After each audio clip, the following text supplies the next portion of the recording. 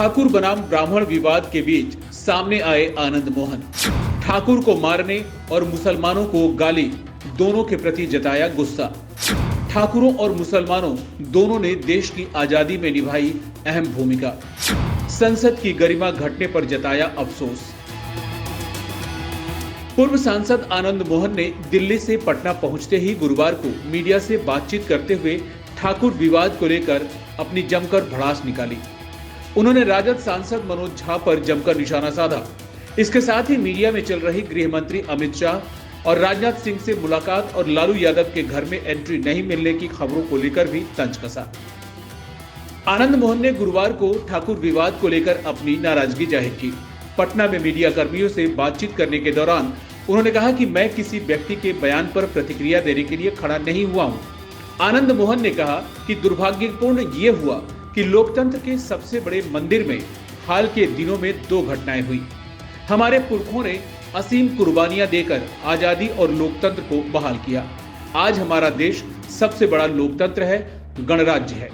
एक धर्मनिरपेक्ष और समाजवादी गणराज्य में राष्ट्र के सबसे बड़े लोकतंत्र के मंदिर में अगर किसी धर्म विशेष पर टिप्पणी होती है या किसी जाति विशेष पर टिप्पणी होती है तो यह राज्यसभा हो या लोकसभा, उसकी कार्रवाई में दर्ज हो जाता है।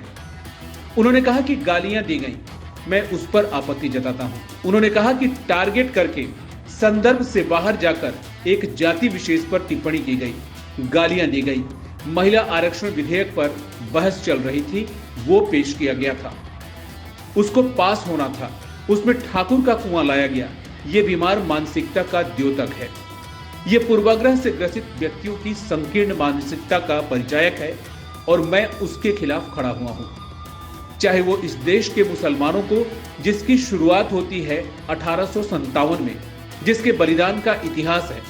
1857 के गदर का जो हमारा नायक था वो बहादुर शाह जफर। हमारे जो क्रांतिकारी और पुरखे बलिदानी हुए उनमें भगत सिंह, चंद्रशेखर आजाद और बिस्मिल थे। उनमें एक नौजवान और था, उसका नाम था अशफाक उल्लाह खान।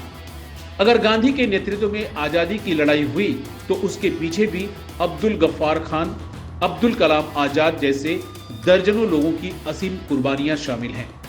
सबको लेकर ये मुल्क आजाद हुआ। मुल्क की आजादी के बाद यहाँ की सीमा की रक्षा की बारी आई तो कैप्टन हमीद ने आगे आकर भूमिका निभाई। आज कोई सांसद संसद में किसी धर्म विशेष या जाति विशेष को गाली दे तो ये बर्दाश्त के काबिल नहीं है। उन्होंने कहा कि धर्म विशेष को आतंकवादी कहा जाए या ठाकुर को मारो, अपने अंदर के ठाकुर को मारो, ये बार बार दोहराना ये कतई बर्दाश्त के लायक नहीं है।